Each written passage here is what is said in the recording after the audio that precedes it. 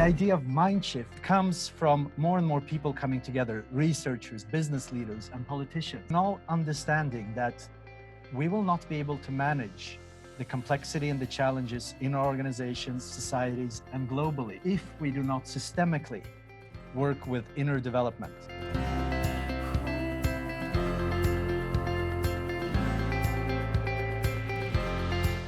When we talk about mind shift, when we talk about growth that matters, I think the basic human challenge is this.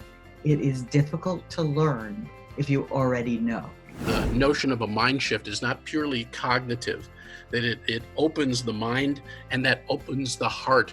What you can see and look at, you can then have a responsibility for, you can care for. When you look around right now, what do we see? We see a lot of leadership failure.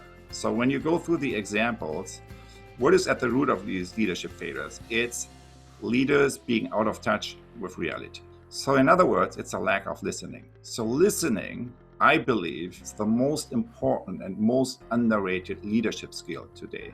Can I compel you to believe that there's a such thing as failing well?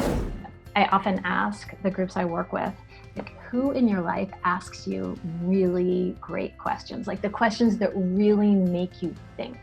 Questions that like you have to stop and pause and take a breath and get curious. It feels, each day like we are living in an apocalyptic movie, but I think we have to get clear which movie it is. This isn't the movie of how do we survive after a nuclear event or a bioterrorist event. This is more the movie with how do we deal with an asteroid heading toward Earth. There's something to be celebrated in the fact that the nature of the crisis we face is one that is potentially unifying rather than divisive.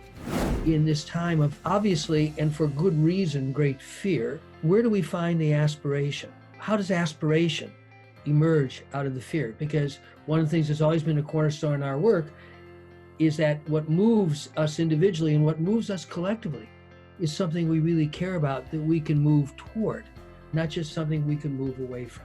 Psychological safety is an experience of feeling that your voice is welcome. It's an experience of thinking that you can and should and must, and it won't be hard to speak up with questions, concerns, and yes, even failure. Psychological safety is not about being nice. It's not a guarantee that all your ideas will be applauded. It's not a license to whine or overshare. It's simply a kind of a sense of shared responsibility and openness and willingness to be the fallible human beings that we all are.